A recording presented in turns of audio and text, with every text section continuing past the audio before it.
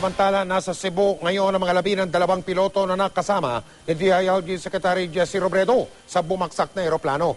Naging madamdami ng mga kaanak ni Captain Jessup Bahinting na masilayan nila ang kanyang labi. Nakatutok si Luan Rondina ng GMA Cebu.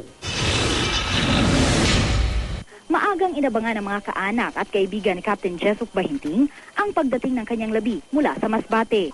Naging emosyonal ang pamilya nang dumating ang bangkay ng kapitan. Sa St. Peter Funeral Homes, dinala ang kanyang labi kung saan siya ibuburol hanggang Linggo. Pero ngayong unang gabi ng lamay, nais nilang gawing pribado ang burol.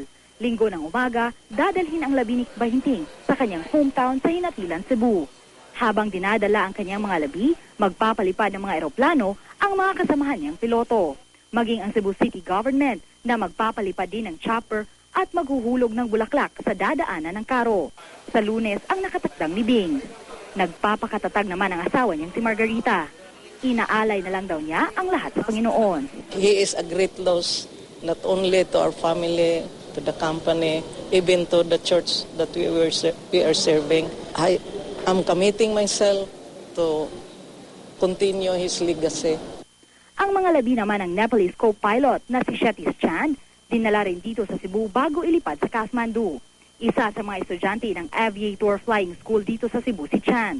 Nagtapos siya ng private and commercial ground course nito lang Hulyo. Tatapusin na lang sana nito ang 200 oras na rekisito sa pagpapalipad ng eroplano para tuluyang mabigyan ng certification. The family, they are not Christian. So most probably we will just preserve the body and then airlift it. We're already making the preparation for an airline airlift to Kathmandu, Nepal. Kaya naman di maitago ng mga kaibigan at kaklase ang pagdadalamhati matapos ang mapait na sinapit nito. Mabait at masayahin daw ang 21 anyos na si Chan. Bagamat Nepalese, di raw siya nahirapang makitungo sa mga kaklaseng Pinoy. Matalino at masipag din daw si Chan, kaya ganun na lang ang panghihinayang ng kanyang mga kasamahan sa flying school.